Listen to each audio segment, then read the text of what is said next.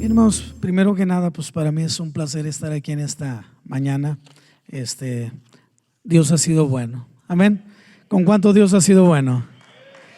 Todo el tiempo Dios nos ha llamado a nosotros, y como mencionó ahorita el pastor, esta serie Ninguno Mayor, porque no hay nadie mayor a nuestro Dios. Amén.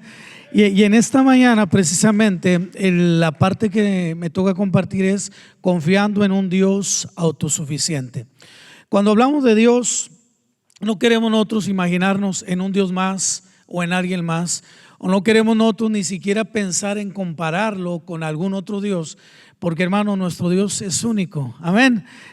Cuando Dios se manifestó a su pueblo Israel, le decía a Moisés: cuando te pregunten quién te envió, diles: yo soy el que soy. Amén. Me envió a ustedes porque Dios, hermanos, es solamente uno, y Él es poderoso, y por Él estamos aquí en esta mañana. Amén. ¿Cuántos alaban a Dios? El que tú hayas amanecido hoy en la mañana, o que hayas siquiera respirado, no es más que obra del Creador, no es más que obra del Dios que nos mantiene a ti y a mí, porque por Él vivimos, nos movemos y somos, y estamos aquí por su pura voluntad. Amén. Y me vienen tantas cosas en la mente, pero no me voy a distraer mucho, porque luego me regañan, ¿verdad? Bueno, nuestro pastor compartió el número 1, número 2, hoy lo que es la autosuficiencia. Cuando hablamos de autosuficiencia, hablamos de que Dios siempre ha sido. Eso es lo que es la seidad, que es un atributo que Dios tiene en sí mismo, que sin este atributo, hermanos, los demás no tendrían sentido. ¿Qué quiere decir aceidad? Aceidad es que Dios es autosuficiente. Dios no te necesita a ti, no me necesita a mí, Dios no necesita absolutamente nada. ¿Cuántos lo creemos? Cuando Él estaba ahí, dice, a veces nos preguntamos nosotros, bueno, ¿qué estaba haciendo Dios antes de que creara el mundo? O a veces la gente pregunta, bueno, ¿por qué nosotros existimos? O Dios, en la verdad de creer, ¿cómo nos creó a nosotros? Como que Dios estaba por ahí aburrido, como que Dios estaba por ahí sin hacer nada, y un día dijo: oh, ya sé, voy a crear al hombre. Pero no es así. La palabra de Dios dice que había un plan perfecto para ti y para mí antes de que Dios siquiera pensara en crear todas las cosas. ¿Sabías tú que el mundo, la creación en sí misma, todo fue creado para ti y para mí? Amén. ¿Cuántos vamos nosotros de vacaciones o vamos por ahí a un lugar bonito y vemos la grandeza de Dios y decimos: wow, o sea, qué bonito mar, qué bonito río? Y yo creo que a todos nos gusta la tierra de donde somos y decimos que es la mejor. Amén. Por ejemplo, el que es de Cuba, ¿cuál tierra es la más hermosa? El que es de México, ¿cuál tierra es la más hermosa? El que es de Honduras, de Guatemala, Salvador, Nicaragua, y de donde quiera que seas tú, vas a decir: este es el lugar más hermoso en toda la tierra. Amén, hermanos. ¿Por qué? Porque de ahí eres tú. Bueno, eso Dios lo hizo para ti. Dios creó ese lugar hermoso pensando en ti. ¿Por qué tenemos muchas veces curiosidad en pensar siquiera, bueno, ¿quién es Dios? ¿Alguna vez se ha hecho esa pregunta? ¿Cuándo empezó Dios? Yo voy a poner un cronómetro porque me dijo la hermana Nadia que no me pasara de 2 horas y media. Bueno, ahí cuando se detenga, ¿verdad? ¿Alguna vez has pensado eso? ¿Quién es Dios? Y es meramente de humanos, hermanos, el pensar en esto. No es una pregunta que tú digas: no, es que tú no te puedes cuestionar eso. Yo creo que alguna vez todos en nuestra vida, no solamente una vez, más de una vez, hemos tratado de deducir, bueno, ¿cuándo empezó todo? ¿Cómo empezó todo? ¿Alguna vez lo han pensado? Levanten su mano. Me acuerdo yo de niño, yo era un niño cuando iba a la escuela dominical y le decía a mi mamá: mamá, pero ¿dónde empezó Dios? ¿Cómo es Dios? Y mi mamá como que yo le causaba cierto dolor de cabeza, porque yo le preguntaba muchas cosas. Ahora yo tengo un hijo así también, que siempre que vamos manejando: ay, apá, ¿y por qué esto? Apá, ¿y por qué el otro? Apá, y ya no volteó, me dijo: déjame manejar, me dijo, espérame. Como que todavía no contesto una pregunta cuando ya viene la otra, cuando todavía no pienso en la otra cuando ya viene la otra. Sentimos curiosidad por saber, y por naturaleza nosotros somos curiosos. ¿Cuántos hombres aquí, cuando estaban pequeños, les compraron un carro a control remoto y lo andaban desarmando para ver qué traía adentro? ¿Alguien hizo eso o nomás yo? Oye, yo desarmaba los carritos, le sacaba el motorcito, le ponía una pila y andaba investigando a ver cómo funcionaba el carro. Y dicen las mujeres, de niño, hermano, mi esposo todavía desarma su carro. O sea, andamos queriendo ver, a ver qué tiene adentro. Tenemos curiosidad. Cuando pensamos en Dios, hermano, no es mucho menos, somos curiosos.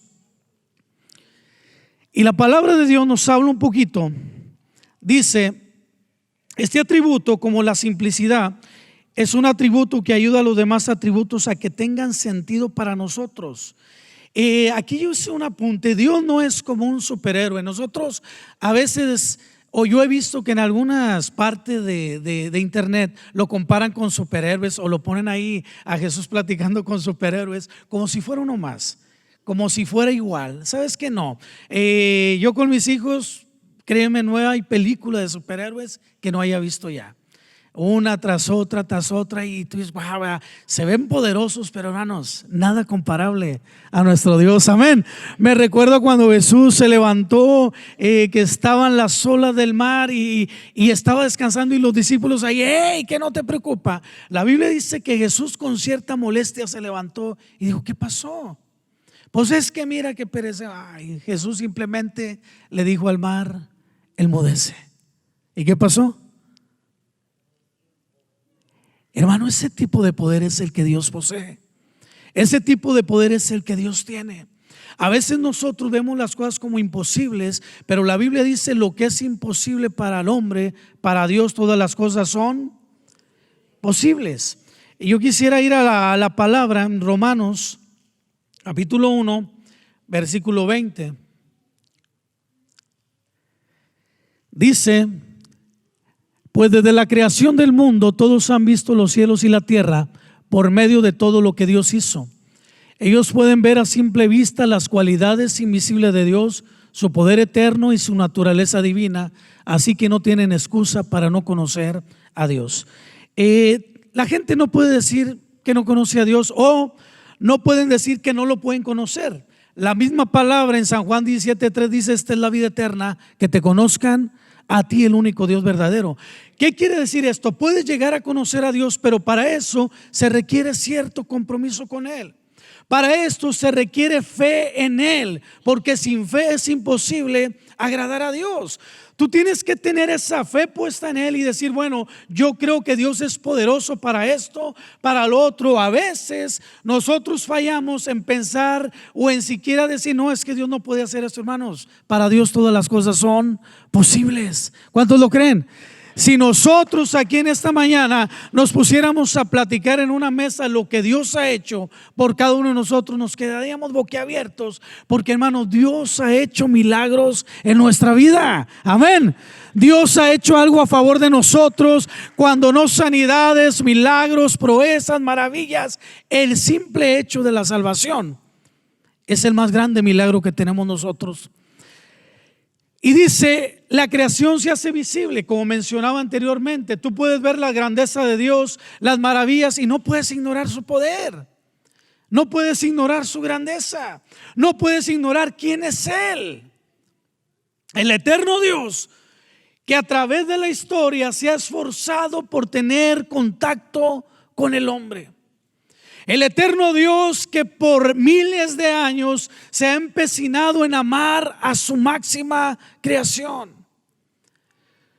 Porque tú no puedes decir, no, es que yo para Dios, o como la gente a veces que está en depresión. Decía por ahí un poeta, no estás deprimido, estás distraído, porque no puedes ver, porque no puedes apreciar lo que Dios ha hecho por ti y lo que Dios ha hecho para ti. Y a veces nos quedamos ahí.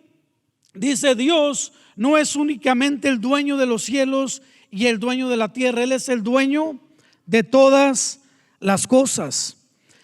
Dice, esto me hace, cuando nosotros pensamos en esto, me hace recordar a mí cuando Pablo estuvo en el areópago. Dice, pastor, a mí también se me complica, como Denis decía una palabra ahí media difícil, ¿verdad? En el areópago. Por ahí tenemos una foto, hermano, de donde Pablo va y ahí empieza a ver a dos clases de gentes que estaban ahí. Estos hombres, los epicúreos y los estoicos, se dedicaban a ver cuál Dios era mejor o a ver cuál Dios podía solucionar esos problemas, de manera que dice la Biblia que adoraban a todo tipo de Dios. Y la palabra de Dios dice en Hechos 17, 22 al 25, dice: entonces Pablo, puesto de pie en medio del areópago, dijo: varones atenienses, en todo observo que sois muy religiosos, porque pasando y mirando vuestros santuarios, hallé también un altar en el cual estaba la inscripción: al Dios no conocido, al que ustedes adoran sin haberle visto. El Dios que hizo los cielos y la tierra no habita en templos hechos por manos humanas, ni es honrado por manos de hombres, como si necesitase de algo, pues Él es quien da a todos vida y aliento a todas las cosas. Esto no es nada nuevo, hermanos. Cuando Pablo llega y encuentra toda clase de doctrinas, toda clase de creencias, yo te digo, esto no es nada nuevo. ¿Cuántos nosotros venimos de ahí, de ese mundo donde creíamos cierta cosa? ¿Alguien de aquí antes de creer en Cristo creía en algo más? ¿O todos nacieron en el Evangelio? ¿Creías en algo? ¿Lo adorabas? ¿Lo honrabas? Me acuerdo yo cuando joven, pues uno se le hace fácil decir las cosas de ahí. Y me acuerdo que vi una compañera de la secundaria barriendo la calle y le dije yo: caray. Le digo: ¿por qué estás barriendo la calle? Y me dijo: es que va a venir la Virgencita, me dijo. Y yo era un muchacho y volteé y le dije: ya camina. Y se me quedó mirando y dijo: no, la van a traer. Le dije: Leo, me asustaste. Pues yo, como era nacido en el Evangelio, pues me habían sacado filillo desde chiquillo, ¿verdad? Y le dije yo: no, hombre, me asustaste. Yo pensé que ya caminaba, me iba a quedar a esperarla. No, la van a traer y por eso estoy barriendo la calle. Y el lugar de donde yo vengo, pues no se diga, ¿verdad? Andaban los danzantes, andaba la gente, las peregrinaciones, la gente siempre buscando creer o adorar algo, porque sabes que Dios nos creó con un corazón para adorar, pero para adorarlo a Él. Amén. Nos creó con un corazón para creer, pero para creer en Él. El hombre o nosotros nos desviamos en nuestra vida buscando alternativas. Es que Dios es muy exigente, hermano. Es que Dios como que quiere mucho de nosotros. Es que mejor voy acá porque acá es como más light, más suave, como que no hay mucho compromiso, por eso mejor acá. Y la gente busca alternativas. Sabes que no hay opción. Dios es Dios. Amén. Como dice, Dios es Dios.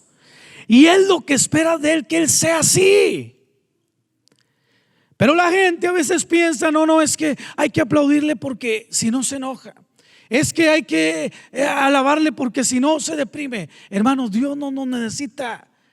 Cuando Él entró, cuando Jesucristo, Dios encarnado en Jesucristo, dice la Biblia que iba entrando a Jerusalén y le alababan y le tendían palmas y decían: Hosana, el que viene en el nombre del Señor, Hosana al Hijo de David. Dice que muchos ahí envidiosos, que casi no hay por acá, ¿que no, hermanos? Pero allá sí había muchos envidiosos. ¡Ey, cállense! ¿Qué están haciendo? Y Jesús dijo: déjalos que se callen. Si ellos se callan, las piedras van a hablar. ¿Cuántos lo creen, hermanos? Yo nunca he visto una piedra hablar, pero si la Biblia dice que van a hablar, van a hablar. Amén. Y a su nombre. ¿Por qué, hermanos? Porque la gente dice: no, es que Dios necesita. Dios no necesita nada, hermanos. La alabanza y la gloria nosotros se la damos por agradecimiento, porque nos ama, dice la Biblia, desde antes de la fundación del mundo. Entonces, aparte, dice, de su grandeza y su poder, puedo confiar en que Dios es un Dios autosuficiente. Permítame compartirle 2 puntos. Número 1 es: Dios me ama. Tú puedes decir junto conmigo: Dios me ama. ¿Y tú te sientes amado por Dios? Una vez un hermano predicaba y decía: hermano, Dios me ama más que a todos ustedes. Terminó la reunión y se acercó un viejito muy molesto con él y dijo: ¿por qué anda diciendo que Dios lo ama más que a mí? Pues sí, hermano. Dijo, a mí Dios me ama más que usted. Y dijo el predicador, ya somos dos, hermano. O sea, porque tú te debes de sentir el ser más amado por Dios.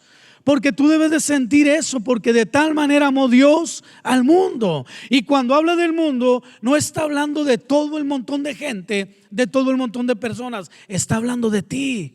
De tal manera amó Dios a Pedro, a Juan, a José, a Miguel, que entregó su hijo en rescate por ti. Entonces es tan grande el amor de Dios, es tan maravilloso el amor de Dios. Dice que la buena noticia o el evangelio de Jesucristo es eso, que Dios te ama con amor eterno. Dice todo. Dice, si Dios fuera indiferente a esto, hermano, entonces ningún atributo funcionaría para nosotros. Pero el amor de Dios es tan grande que entonces nosotros podemos pensar eso. Dios es todo para nosotros. Hemos estado aprendiendo omnipresente, omnipotente, es omnisciente, o sea, Dios todo lo sabe. Dios está en todo lugar. Dios es un Dios tan grande, hermanos, para nosotros que, como le digo, a veces no alcanzamos a comprenderlo. Dice en Romanos 5:8, mas Dios muestra su amor para con nosotros en que siendo aún pecadores, Cristo murió por nosotros.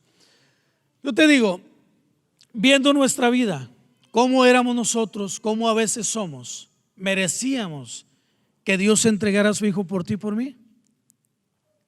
Sabes que una vez andaba a Monterrey. Yo vengo de Monterrey, Nuevo León.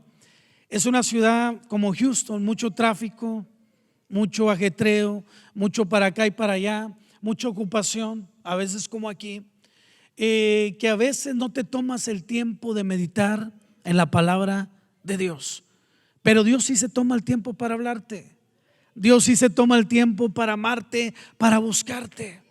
Y me acuerdo que una vez iba yo manejando en mi camioneta, cuando este texto vino a mi mente, mas Dios muestra su amor para con nosotros en que siendo aún pecadores, Cristo murió por nosotros. Y me puse a pensar y a dialogar con Dios. Digo, ¿cómo, Señor?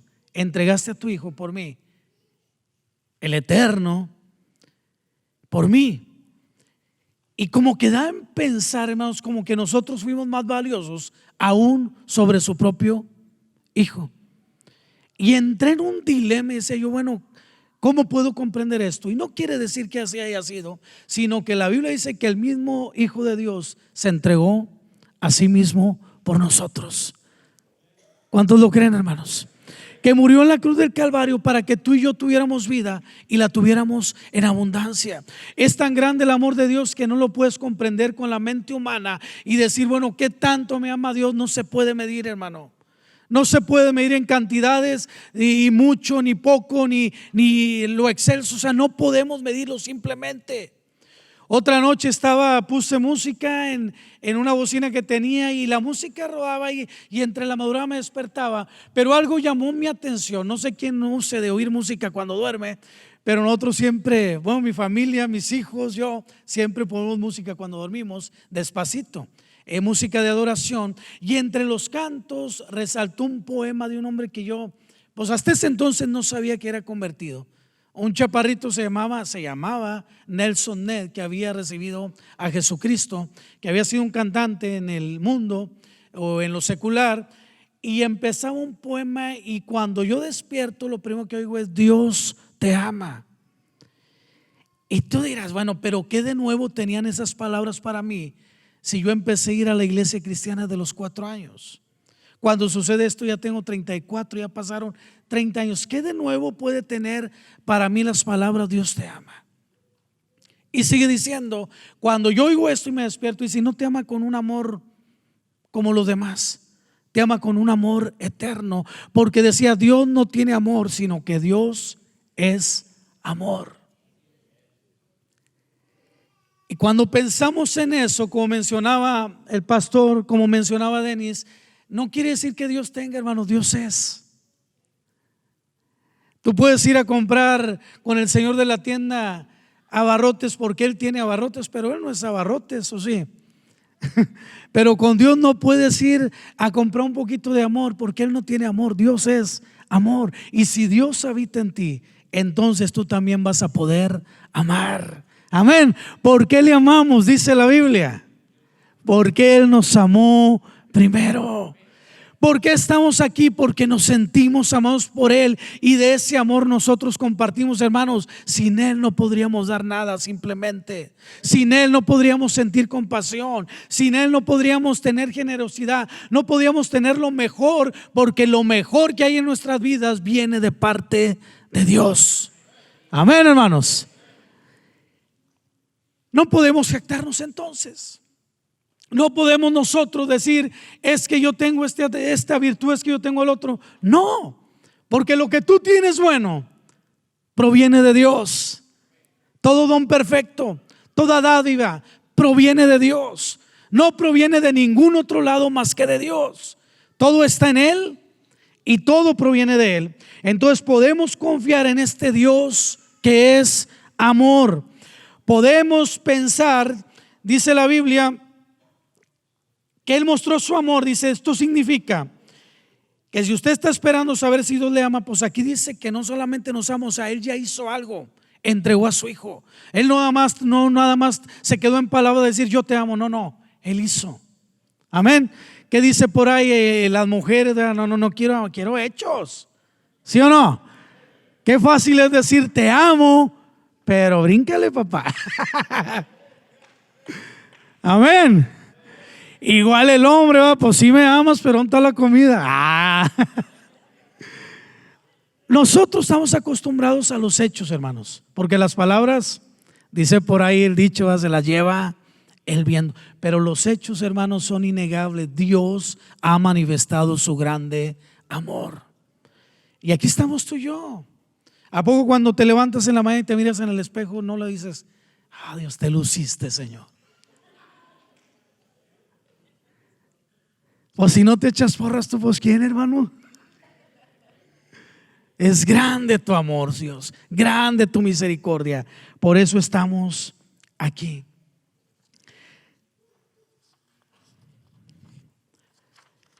Dice, si usted está aquí en esta mañana es porque Dios lo permitió, como le mencioné ahorita. Yo quiero pasar al siguiente texto en Primera de Juan 4:10. Dice, en esto consiste el amor verdadero, no en que nosotros hayamos amado a Dios, sino en que Dios nos amó a nosotros y envió a su Hijo. Y no solamente nos amó, sino que nos sigue amando todos los días. Entonces, hermanos, cuando Dios nos ama y nos quita el pecado, entonces es que podemos tener vida. Cuando hablamos de pecado, la gente a veces se pierde en la cuestión o en lo que es pecado. Yo me acuerdo cuando joven, como que todo era malo. Crecimos en un tipo de enseñanza así, como que Dios estaba siempre queriendo castigar, queriendo azotar, y siempre me acuerdo que mi mamá nos apuntaba con su dedito y decía, Dios te va a castigar, y nosotros y pensábamos que Dios por todo nos estaba castigando. Nos iba mal, Dios te castigó. Nos dolía la panza, Dios te castigó. Nos iba mal hasta en la escuela, en las calificaciones, es el juicio de Dios. O sea, no doy una.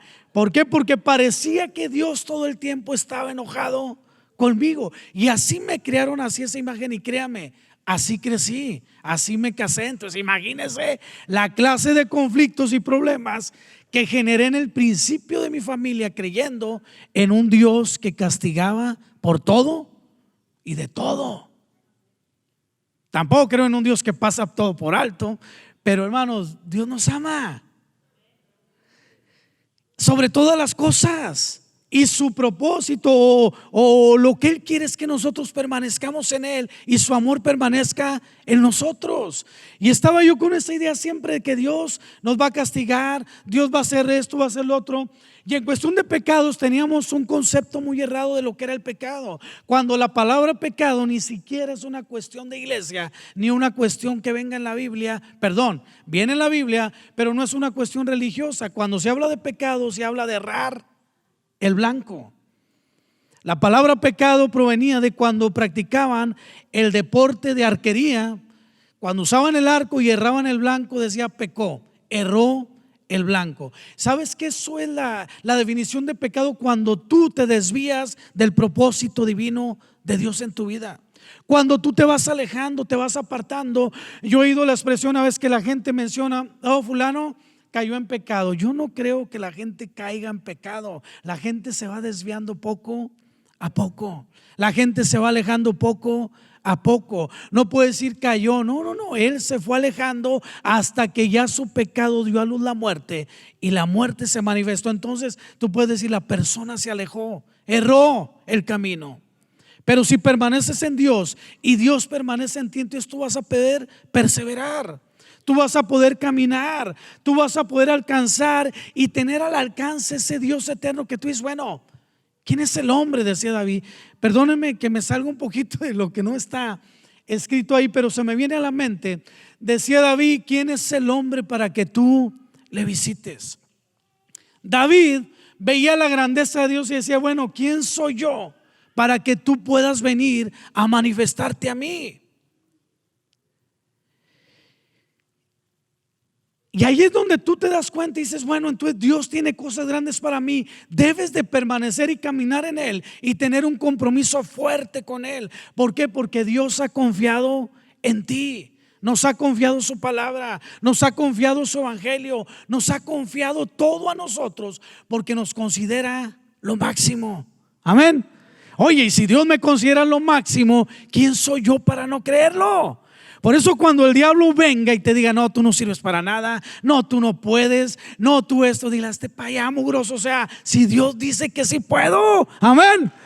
Dios dice que sí soy, dáselo fuerte, dáselo fuerte.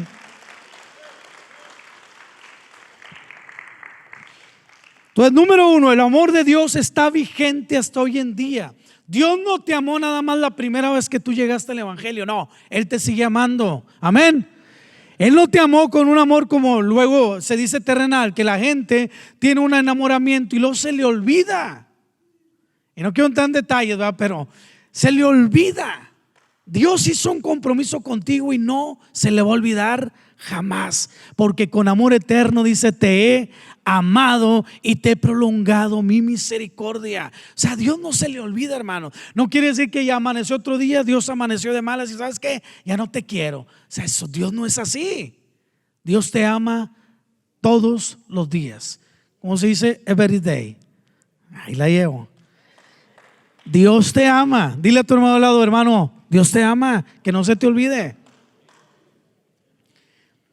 Podemos confiar en Dios, número uno, porque Él nos ama. Número dos, porque Él tiene todo bajo su control, hermanos. A Dios no se le escapa nada.